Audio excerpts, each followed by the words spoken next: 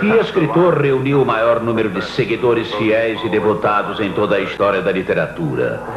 A Bíblia Sagrada deve ser excluída, porque embora tida pelos homens de fé como a expressão da palavra de Deus, ela é, em termos editoriais, uma antologia.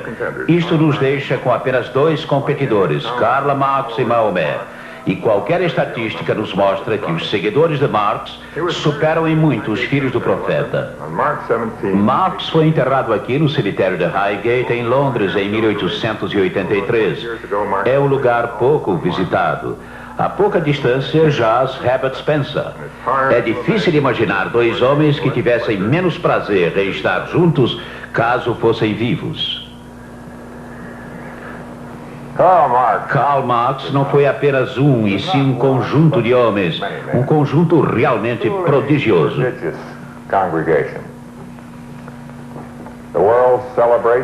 O mundo exalta Karl Marx como um revolucionário, como o pai da revolução. Mas ele foi também um grande cientista social. Muitos diriam com justiça que ele foi o mais original e criativo economista e o mais erudito filósofo político da sua época. Foi também um brilhante jornalista. Todos os republicanos dos Estados Unidos poderiam lembrar com orgulho que durante uma época de extrema penúria, Marx foi sustentado pelo New York Tribune, onde era considerado o melhor correspondente estrangeiro. Marx foi também um historiador dotado de extrema sensibilidade histórica, uma característica muito importante. Talvez seja esta sensibilidade histórica que separa os bons dos maus economistas. Eu, pelo menos, penso assim.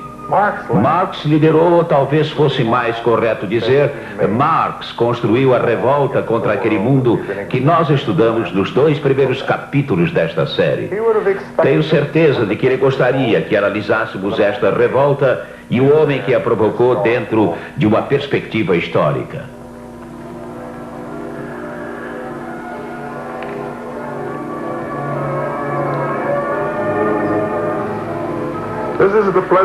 Nesta agradável casa nasceu Karl Marx. Hoje é um museu, uma modesta atração turística, uma pequena fonte de renda para a agora conservadora cidade de Trier, no Reno. Trier, ou Trèves, fica na cabeceira do Vale do Rio Mosela. Em 1818 era um belo recanto da Europa, e ainda o é. Havia aqui muito a ser visto por qualquer pessoa que gostasse de história. Em épocas passadas, quando era chamada de Augusta Trevirorum, era considerada a Roma do Norte. Foi o principal baluarte contra as tribos germânicas que costumavam até 1945 invadir o sul e investir contra os latinos. A Porta Negra é a mais expressiva das relíquias romanas da Gália Setentrional. Trier é hoje parte da Alemanha e em 1818 acabara de ser reconquistada a França. Quando a família Marx se mudou para esta casa, a ocupação francesa cedera lugar à dominação prussiana. Este é o Clube do Cassino, fundado durante a ocupação francesa para ser um centro literário. O pai de Marx, Heinrich Marx, era membro deste clube. Hoje o prédio abriga instalações do exército francês em Trier. E ninguém presta mais atenção aos franceses. Os franceses haviam sido, em comparação com os prussianos, bastante liberais com a comunidade judaica da cidade. A família Marx, cujos antepassados estão sepultados aqui, era judia. Muitos deles haviam sido rabinos. Como funcionário da Alta Corte de Justiça e um dos mais importantes advogados da cidade, Heinrich Marx não poderia ser judeu. Por isso ele e a família foram batizados. Tratava-se de mero expediente prático. Quando Karl Marx nasceu, a família já deixara de dar muita importância aos problemas religiosos.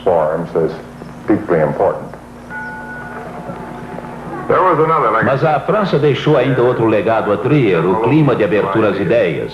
Isso incluía o socialismo utópico e idealista de Saint-Simon e Fourier, bem como a rejeição das marcantes e crescentes diferenças entre ricos e pobres.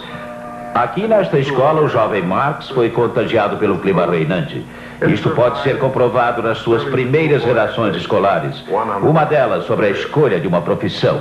A escolha de uma carreira deve recair sobre o que seja mais útil para a humanidade. Então nossas cinzas serão lavadas pelas lágrimas dos homens dotados de caráter. O envolvimento de Marx na questão religiosa data daquela época.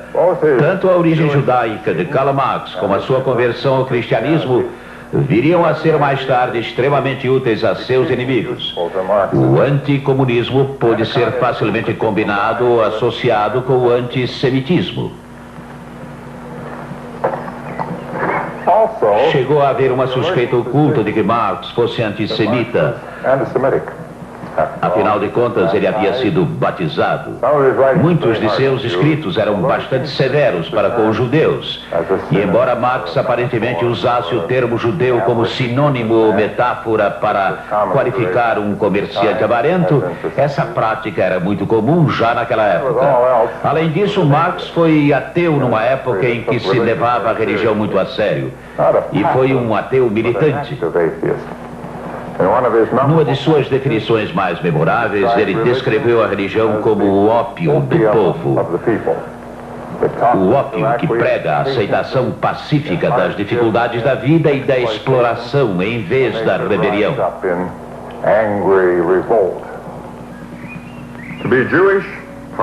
Ser um judeu, possivelmente antissemita, nascido de pais batizados protestantes numa terra católica e ser militantemente hostil à religião, garantiu a Marx e seus seguidores nunca serem admirados pelos religiosos.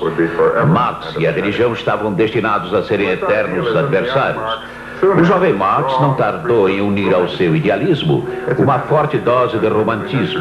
Eis aí uma tendência muito em voga dentre os intelectuais do Reno e do Mosela. Ainda adolescente, Marx se apaixonou por Jenny von Westphalen, filha do homem mais influente da cidade, o barão Ludwig von Westphalen. O barão Westphalen, um intelectual e um liberal, afeiçoou-se ao jovem Marx. Passeando ao longo das margens do Mosela, o barão iniciou seu jovem amigo na poesia romântica e na ideia de que um Estado perfeito seria socialista, não capitalista, baseado na propriedade coletiva e não na propriedade privada. Está aí um pensamento que impressionou bastante o jovem Marx.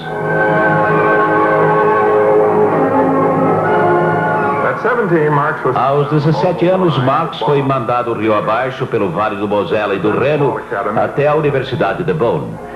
Ela era então uma pequena academia com algumas centenas de alunos, um tanto aristocrática em suas tendências, mas também romântica. E essa era ainda a tendência de Marx. Nessa época, ele estendeu os seus interesses poéticos até as áreas do duelo e da bebida. Mesmo de acordo com as normas pouco exigentes da época, Marx era tido como um aluno bastante relapso. Ficou em Bonn apenas um ano e depois foi para Berlim. Isso significou muito mais que uma simples troca de universidades. Foi uma mudança para o próprio centro vital da intelectualidade alemã, até mesmo europeia, ou por que não dizer ocidental.